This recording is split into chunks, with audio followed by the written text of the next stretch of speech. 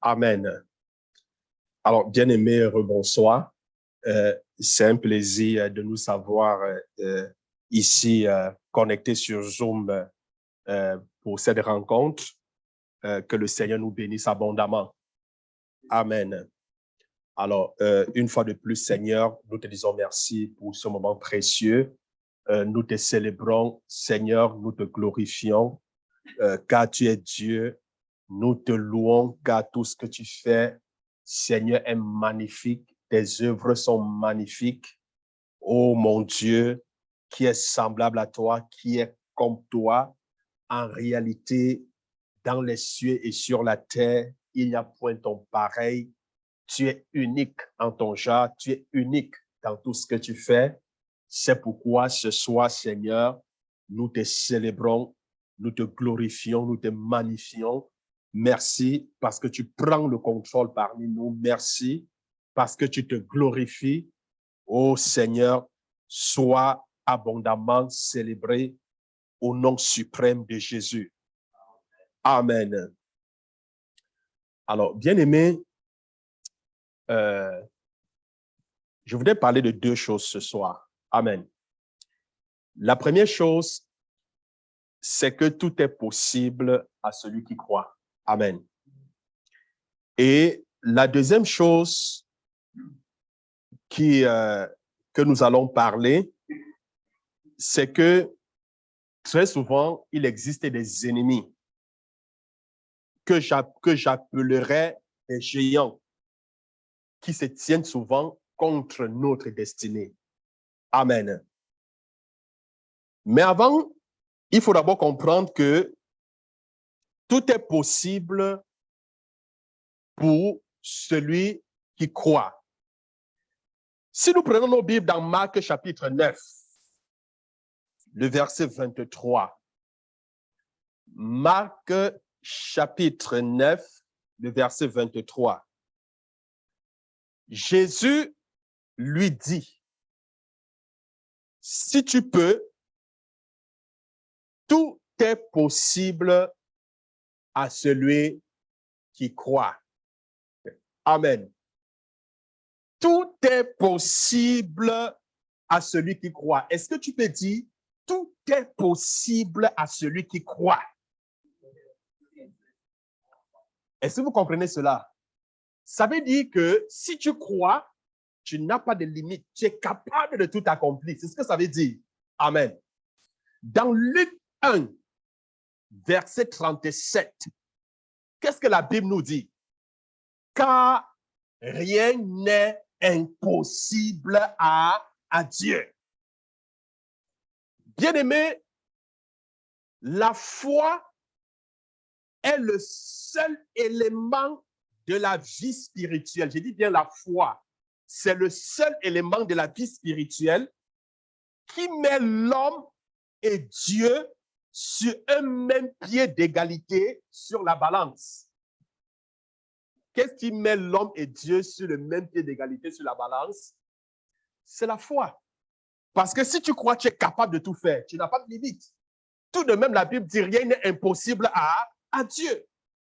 Alors, bien aimé, si tout est possible à celui qui croit, d'une part, et d'autre part, rien n'est impossible à Dieu, alors l'homme qui croit est égal à Dieu dans la mesure où il peut faire ou accomplir les mêmes choses que lui.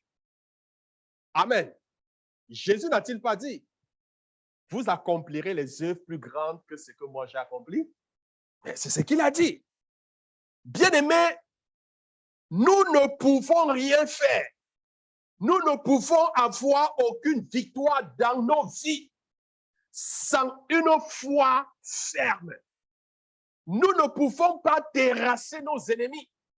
Nous ne pouvons pas mettre en déroute les ennemis de nos destinées. Nous ne pouvons pas entrer en possession de notre héritage en Christ si nous n'avons pas une foi ferme. Bien-aimé, Satan le sait. Et il y a des choses que Dieu ne fera jamais à ta place. Je dis bien, il y a des choses que Dieu ne fera jamais à ta place. Alors, cesse de te lamenter, cesse de pleurer. Il est temps que tu parles aux situations de la vie par la foi et avec la foi. Est-ce que quelqu'un me comprend? C'est le moment que tu dois te lever et parler aux situations de ta vie par la foi et avec la foi. Et comment savoir que j'ai la foi face à une situation? Comment est-ce que je sais que j'ai la foi face à un problème, face à une difficulté que je rencontre? Quel est l'élément ou alors quels sont les éléments qui prouvent que j'ai la foi? Bien-aimé, c'est simplement quand ce que je proclame, qu'est-ce qui prouve que j'ai la foi devant des difficultés, devant les situations de la vie? C'est tout simplement quand ce que je proclame, c'est quand ce que je déclare ou proclame de ma bouche est en accord avec ce qu'il y a dans mon cœur. Si ce que je dis de ma bouche est en accord avec ce qui est dans mon cœur, c'est une preuve que j'ai la foi face à une difficulté quelconque. Est-ce que quelqu'un me comprend? Souvent, tu es face à un ennemi, tu dis au nom de Jésus, je te taille en pièces. Mais ce que tu déclares dans ta bouche, tu ne le crois pas dans ton cœur. Tu n'es pas en accord avec ce que tu crois dans ton cœur. Est-ce que quelqu'un me comprend? Il n'y a pas de foi, parce que la Bible dit que de l'abondance du cœur, la bouche parle. Donc, tu dois croire en ce que tu déclares. Est-ce que vous comprenez? Souvent même, tu peux dire, Seigneur, guéris-moi. Seigneur, je crois que tu es capable. Je crois que tu m'as guéri. Mais pourtant, dans ton cœur, tu dis que, je suis sûr que je ne suis pas guéri. Est-ce que vous comprenez? Donc, ce que tu déclares, ce que tu proclames, n'est pas en accord avec ce qu'il y a dans ton cœur. Qu'est-ce qui prouve que j'ai de la foi face à une situation bien-aimée? C'est quand je reste ferme sur la parole de Dieu, même quand mes yeux et mes sens voient le contraire. Quand je reste ferme à la parole de Dieu. Quand mes yeux et même mes sens, l'homme a 6 sens, a 5 sens, amen. Lorsque les sens démontrent le contraire, je reste ferme. C'est ça qui montre que j'ai la foi. Est-ce que quelqu'un me comprend? Tu peux avoir, par exemple, je prends un exemple, tu peux avoir de la douleur au dos, tu n'es pas capable de te couper. Tu pries, ou alors prie. Tu crois que Dieu t'a guéri. La foi, c'est quoi? C'est quoi? C'est quoi aux promesses de Dieu? Même quand tes yeux et tes sens voient le contraire. Bien même que tu ressentes encore la douleur, crois que tu es guéri. Ne te fie pas à cette sensation. Amen. S'il y a des mouvements que tu ne parvenais pas à faire, si tu n'étais pas capable de te baisser, baisse-toi par la foi. Est-ce que quelqu'un me comprend? Ça prouve que tu es en désaccord avec tes sens. Ça prouve que tu es en accord par ailleurs avec la parole de Dieu. Est-ce que quelqu'un me comprend? Bien-aimé, qu'est-ce qui prouve que j'ai la foi face aux situations? C'est quand je continue de croire et d'avancer, même quand il ne reste plus d'espoir selon les hommes. Ça, c'est une preuve que j'ai la foi. C'est quand je continue de faire quoi? De croire. Je continue de croire, je continue d'avancer quand il n'y a plus d'espoir devant les hommes. Quand les hommes disent que la cause est perdue. Quand les hommes disent que c'est fini pour toi. Lorsqu'on t'a rejeté, on dit c'est fini. Mais toi, tu continues à croire, tu dis ce n'est pas encore fini. Tu dis Dieu n'a pas encore dit son dernier mot. Est-ce que quelqu'un me comprend? Voilà une preuve que tu as la foi. Lorsqu'à l'hôpital, on t'a donné un diagnostic de 3 mois de vie, tu dis non, je me tiens par ce diagnostic parce que Dieu n'a pas encore dit le dernier mot. Est-ce que quelqu'un me comprend? Oui, bien-aimé, c'est ça la foi. C'est ça la foi. Alors, il n'est pas question, bien-aimé, de savoir si Dieu peut résoudre nos problèmes. Il n'est pas question de faire quoi? De savoir si Dieu peut résoudre nos problèmes. Mais il est tout simplement question de croire. Il est question de faire quoi? De croire. Il n'est pas question de savoir si Dieu peut résoudre nos problèmes. Mais la question, c'est quoi? C'est de croire. Il est question de croire. Il est tout simplement question de croire. Car tout est possible à celui qui croit. Tout est possible à celui qui croit. Mais Jésus n'a-t-il pas dit à Marthe? Il a dit, mais n'étais-je pas dit que si tu crois, alors tu verras la gloire de Dieu. Si tu crois, bien-aimé, si tu ne crois pas, tu ne verras jamais la gloire de Dieu dans ta vie. Tu ne verras pas la gloire de Dieu dans tes affaires, dans ta famille. Ça prend la foi pour voir la gloire de Dieu. Alors, bien-aimé, je voudrais donc t'encourager. Je t'ai présenté 3 éléments qui montrent que tu as la foi face aux situations, face aux difficultés. As-tu la foi ce soir? Oui, mais si tu me dis que tu as la foi, peut-être tu as un problème. Maintenant, face à ce problème, est-ce que tu as la foi face à ce problème? Gloire à Dieu. Est-ce que tu as la foi? Alors, bien aimé, je voudrais prendre un autre texte. Dans 1 Samuel 17, verset 45. Et je voudrais qu'on soit conscient de cette réalité spirituelle. C'est que notre ennemi, le diable, rôde comme un lion. Amen. Il rôde comme un lion rugissant, cherchant qui il dévorera.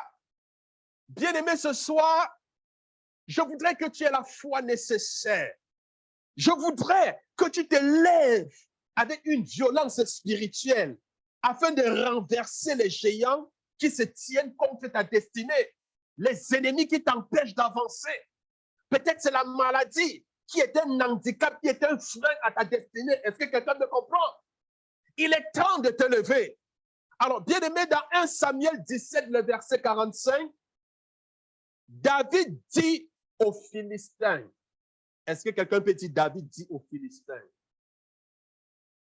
Alors, à la place du Philistin, tu peux mettre le géant Goliath. Amen. Gloire à Dieu.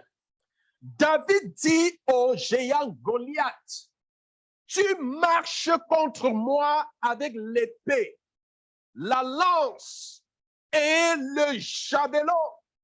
Et moi, je marche contre toi au nom de l'Éternel des armées, du Dieu de l'armée d'Israël que tu as insulté.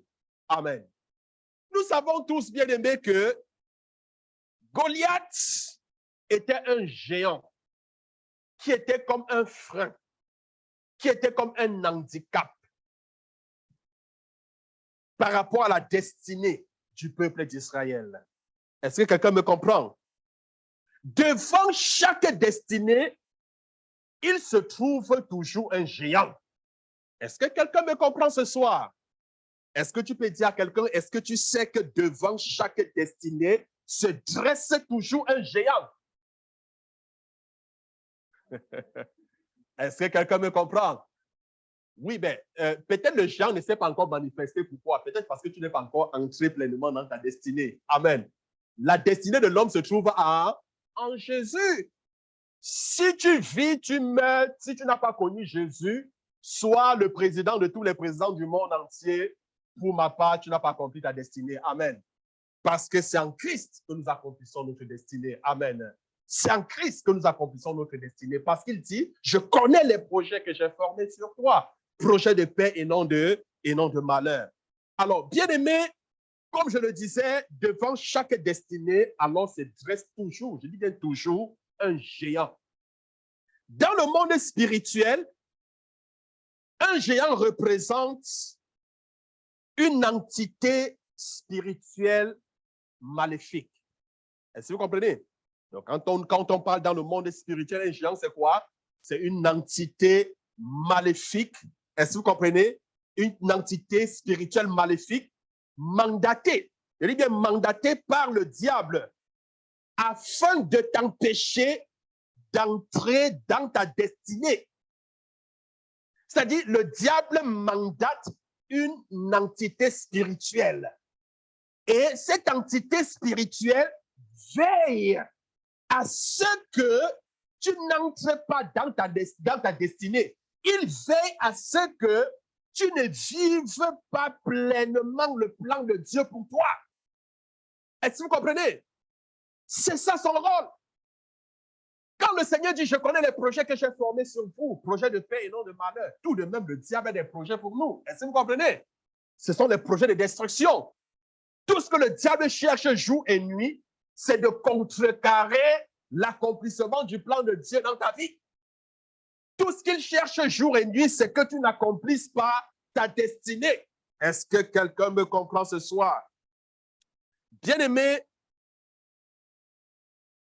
ces géants souvent semblent être latents. Ils semblent être quoi? Latents ou dormants.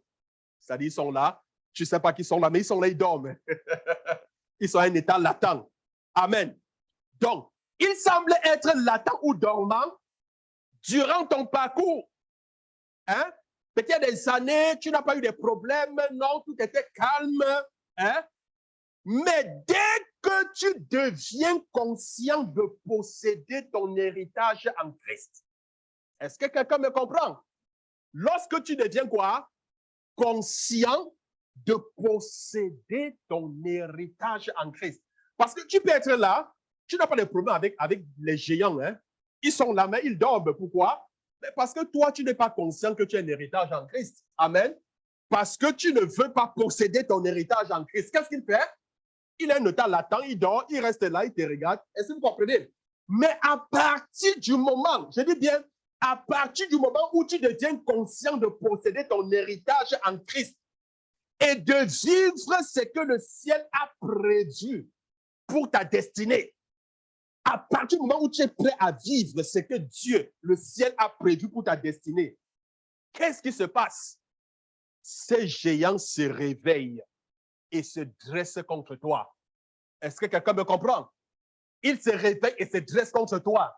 À un certain moment, quelqu'un va me dire, mais pasteur, mais pourquoi? Qu'est-ce qui se passe? Quand je ne priais pas, je n'avais pas des attaques, je n'avais pas de problème. Mais plus je prie, j'ai des attaques, plus je prie, j'ai des problèmes. Est-ce que quelqu'un me comprend? Mais oui, parce que tu es devenu conscient. Est-ce que quelqu'un me comprend ce soir? Parce que tu es devenu conscient de posséder ton héritage en Christ. Parce que tu veux vivre ce que le ciel a prévu pour ta destinée. Alors, ces géants, ces entités spirituelles qui dormaient, se réveillent et te combattent. Pourquoi? Parce que le but de Satan, l'objectif, c'est que tu ne vives pas pleinement ton héritage en Jésus-Christ. Est-ce que quelqu'un me comprend? Ça t'est déjà arrivé? Quand tu t'engages dans la prière, tu sens les combats autour de toi. Certaines choses qui ne t'arrivaient pas, comment ça t'est arrivé? Souvent, certains disent, mais qu'est-ce qui se passe? Souvent, c'était non, non, non. Justement parce qu'il y a des géants qui se sont levés contre toi. Bien-aimé, pour certaines personnes, il y a des niveaux fixés dans leur vie qu'elles ne doivent jamais atteindre. Il y a certaines personnes qu'il y a un niveau qui est fixé. L'ennemi a dit, tu ne peux pas traverser ce niveau-là. Que ce soit dans le domaine social, que ce soit dans n'importe quel domaine. Est-ce que vous comprenez? Il y a comme une limite qui a été fixée par les ennemis. Il y a des positions spirituelles. Il y a même des positions, n'est-ce pas, sociales, que ces gens ne peuvent jamais occuper. Il y a des dimensions de grandeur auxquelles elles ne doivent jamais accéder. Mais pourtant, elles y sont prédestinées. Pourtant, ces gens sont prédestinés à atteindre ces positions, à être élevés. Est-ce que quelqu'un me comprend? Seulement, bien-aimé, le diable s'est rassuré qu'à chaque tentative de notre part, un géant nous empêche l'accès. À chaque tentative, qu'est-ce qui se passe? Il y a un géant qui se lève. Lorsqu'on parle des géants dans l'Ancien Testament, les géants en fait étaient issus de l'union des esprits. On parle des anges déchus, hein, et des femmes qui sont appelées des filles des hommes. Quand vous regardez Genèse chapitre 6, le verset 1 au verset 5. Genèse chapitre 6, le verset 1 au verset 5.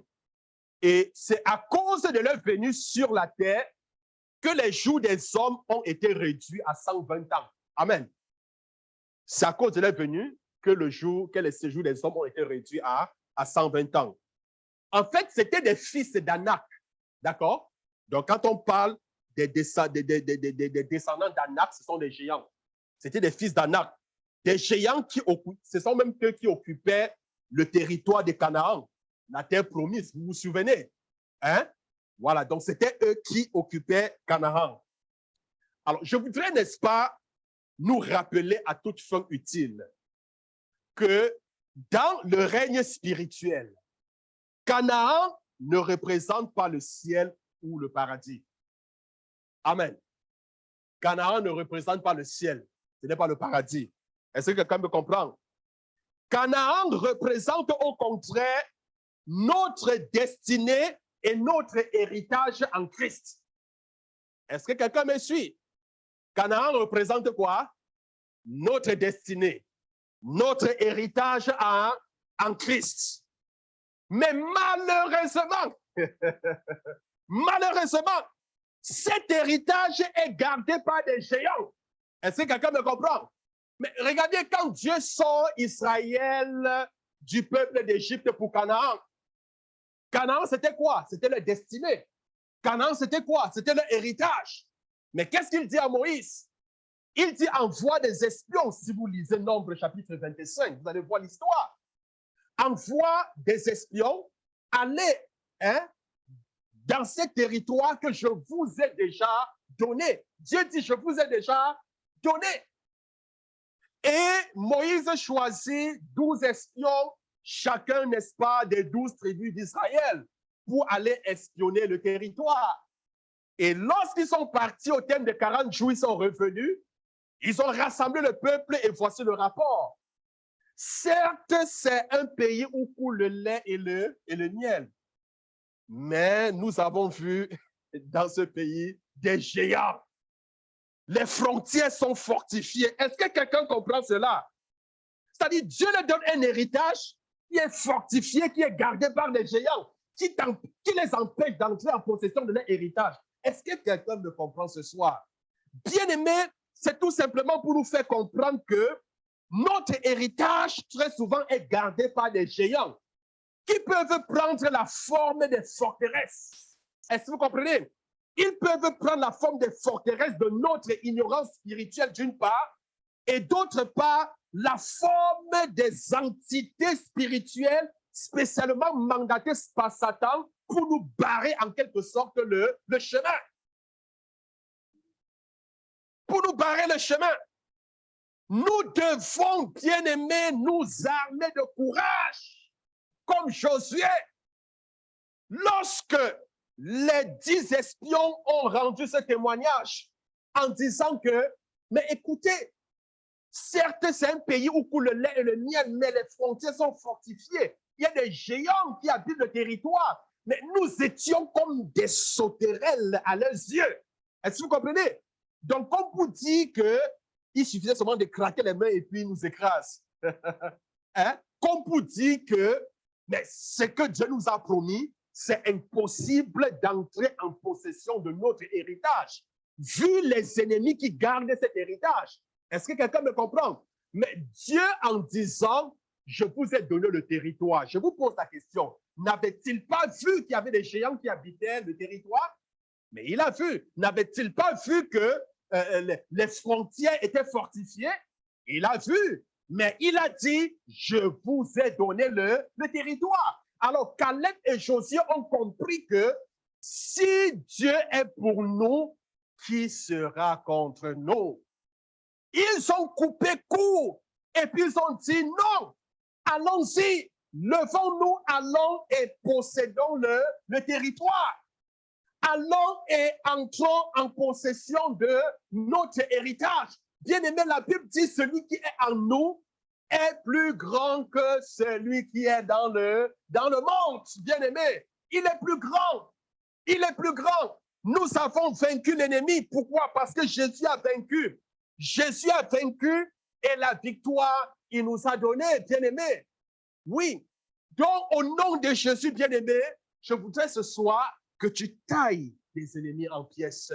Je voudrais que tu te tiennes, n'est-ce pas, sur la base de la foi, avec cette confiance totale, absolue en Christ. Je voudrais que tu prennes conscience de ton héritage en Christ. Je voudrais, n'est-ce pas, que tu possèdes ton héritage en Christ. Je voudrais que tu sois conscient qu'il y a des ennemis qui sont à l'état dormant, qui sont à l'état latent, que lorsque tu vas t'élever, ils vont chercher à s'opposer. Mais sache que tu as reçu le pouvoir de marcher sur eux. Sache que tu as reçu le pouvoir de les écraser et qu'ils ne peuvent rien contre toi. Est-ce que quelqu'un me comprend ce soir?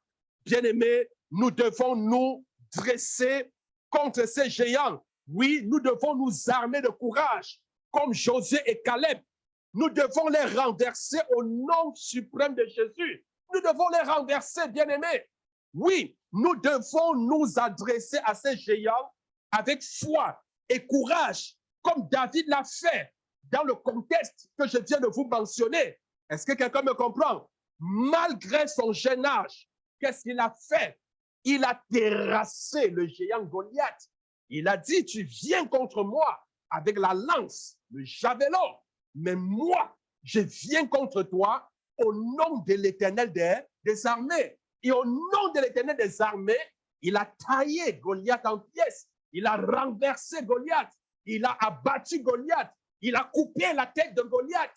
Il a rendu inactif une fois pour toutes. Est-ce que quelqu'un me comprend? Donc, bien-aimés, nous devons donc nous dresser comme David l'a fait. Donc, bien-aimé, ce soir, je peux te voir terrasser ce géant de ta vie au nom suprême de Jésus. Je peux te voir renverser ce Goliath. Bien-aimé, quel est ce géant qui se tient devant toi? Peut-être il ne s'est pas encore manifesté, peut-être parce que tu n'as pas encore pris conscience de ton héritage en Jésus-Christ. Amen. Mais je voudrais que tu prennes conscience de ton héritage. Pas seulement prendre conscience, mais que tu possèdes ton héritage en Jésus-Christ. Bien-aimé, je voudrais ce soir que tu dises merci au Seigneur parce que en Christ, il nous a bénis de toutes sortes de bénédictions. Je voudrais que tu dises merci au Seigneur parce que à cause de l'amour qu'il a porté pour nous, à cause de sa mort, nous sommes aujourd'hui appelés les enfants de Dieu. Et par conséquent, nous sommes les héritiers de Dieu et co-héritiers de Christ. Nous partageons l'héritage avec Jésus. Est-ce que nous pouvons dire merci au Seigneur?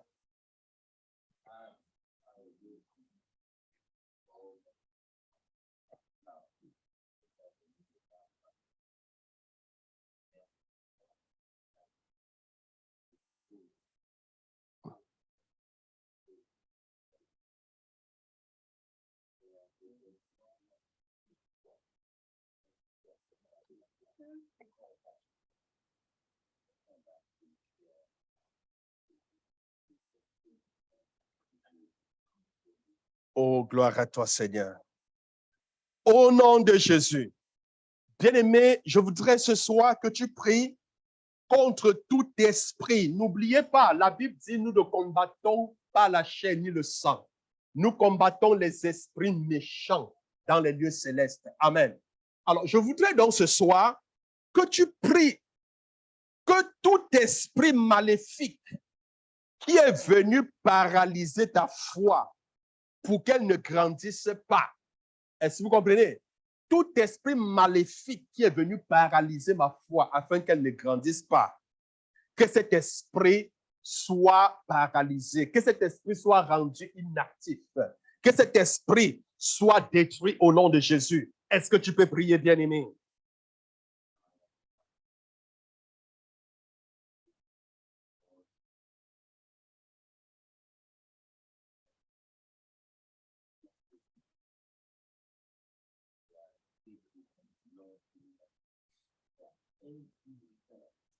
Oui, Seigneur, nous détruisons, nous paralysons. Oh Seigneur, tout esprit maléfique qui est venu paralyser notre foi pour qu'elle ne grandisse pas, nous renversons ces esprits au nom de Jésus. Je voudrais que tu pries depuis ta maison. Je voudrais que tu pries audiblement. Ne prie pas dans ton cœur, même depuis ta maison. Prie audiblement et déclare tout esprit maléfique qui est venu paralyser ma foi pour qu'elle ne grandisse pas. je te renverse ce soir, je te détruis ce soir, au nom suprême de Jésus. Gloire à toi, Seigneur.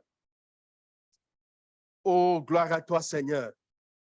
Au nom de Jésus, je voudrais que tu pries ce soir et que tu décrètes et déclares que tu as dans ton cœur la foi comme un grain de sénévé.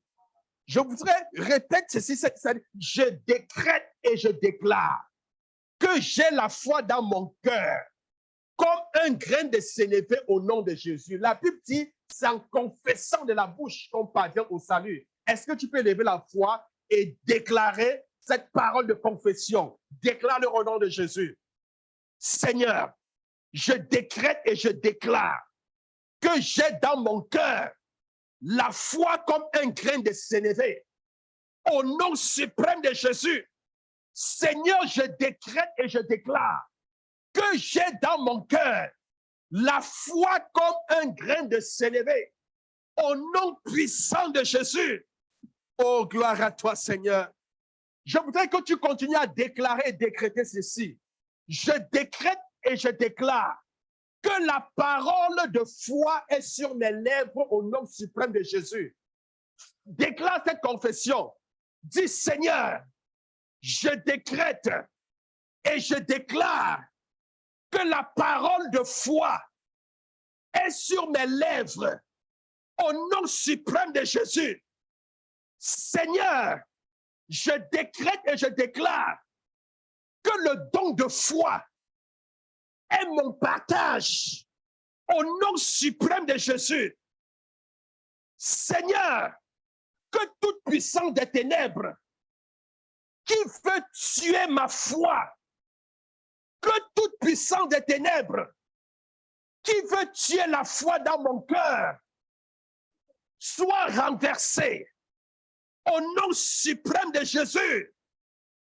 Oh Seigneur, que toute forteresse maléfique dans mes pensées qui m'empêche de croire en la parole de Dieu soit renversée au nom de Jésus. Soit renversée au nom de Jésus. Soit renversée au nom de Jésus. Soit renversée au nom de Jésus. Père, au nom de Jésus, en ce jour, je renverse tous les géants spirituels qui se dressent contre ma vie. Tout géant des ténèbres qui m'oppresse de l'extérieur comme de l'intérieur, soit brisé au nom de Jésus. Soit brisé au nom de Jésus. Soit brisé au nom de Jésus. Oh Dieu, toute forteresse des ténèbres qui veut m'empêcher de posséder mon héritage en Jésus-Christ, soit brisé, soit détruit au nom suprême de Jésus. Tout géant maléfique qui vient me défier à la porte de ma bénédiction, soit chassé au nom suprême de Jésus. Au nom suprême de Jésus. Je voudrais que tu mettes ta main droite sur ta tête, bien-aimé. Et je voudrais que tu répètes ceci après moi. Seigneur, il est dit par l'onction, il est dit, l'onction brise le joug. L'onction brise le joug. Oh Dieu, par l'onction du Saint-Esprit, ce soir, je brise sur ma vie toute oppression et toute résistance maléfique. Au nom suprême de Jésus, Seigneur, tu m'as donné l'autorité de marcher sur les serpents, sur les scorpions, sur toute la puissance de l'ennemi. et rien ne pourra me nuire. Tu m'as donné les clés du royaume des cieux. Ce soir, oh Dieu, par l'onction du Saint-Esprit, je brise sur ma vie toute oppression et toute résistance maléfique au nom suprême de Jésus. Seigneur, par l'onction de l'Esprit, je brise ce jour sur ma vie toute oppression et toute résistance maléfique au nom puissant de Jésus. Par l'onction du Saint-Esprit, oh Dieu, je brise sur ma vie toute oppression maléfique extérieure qui bloque ou retarde ma délivrance au nom de Jésus. Par l'onction du Saint-Esprit, ô Éternel des armées, je brise ce soir sur ma vie toute oppression maléfique extérieure qui bloque ou retarde ma délivrance. Au nom de Jésus, au nom de Jésus-Christ de Nazareth, je taille mes ennemis en pièces. Je renverse les géants qui se tiennent à la porte de mon miracle. Au nom de Jésus, j'entre en possession de mon héritage. La santé, c'est mon héritage. Le bien-être, c'est mon héritage. La paix, c'est mon héritage. La joie, c'est mon héritage. Seigneur, j'entre en possession de mon héritage. Au nom de Jésus, je déclare ce soir que la santé divine est ma portion. Au nom de Jésus, je suis béni de toutes sortes de bénédictions dans les lieux célestes. Au nom de Jésus, au nom de Jésus. Est-ce que tu peux baisser la tête et remercier le Seigneur ce soir? Manda baya laba sata. Liba laba sata laba baba. Robo sata la maya lama seke. Koraba sata laba baba. Oh, gloire à toi, Seigneur. Gloire à toi, Seigneur.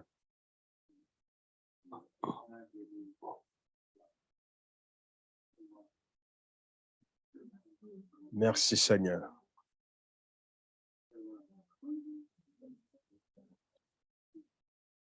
Remercie le Seigneur. Remercie-le. Célèbre-le ce soir. Célèbre-le. Glorifie son Saint-Nom. Oh, gloire à toi, Seigneur. Gloire à toi, Éternel des armées. Que ton nom soit glorifié. Que ton nom soit célébré. La Bible déclare quand vous demandez quelque chose, croyez que vous l'avez reçu et vous verrez la chose s'accomplir. Est-ce que tu peux dire merci au Seigneur parce qu'il t'a exaucé? Dis merci au Seigneur. Gloire à toi, mon Dieu. Au nom de Jésus. Est-ce que je peux entendre Amen 3 fois? Amen. Amen. Gloire à Dieu. Bien-aimé, que le Seigneur vous bénisse.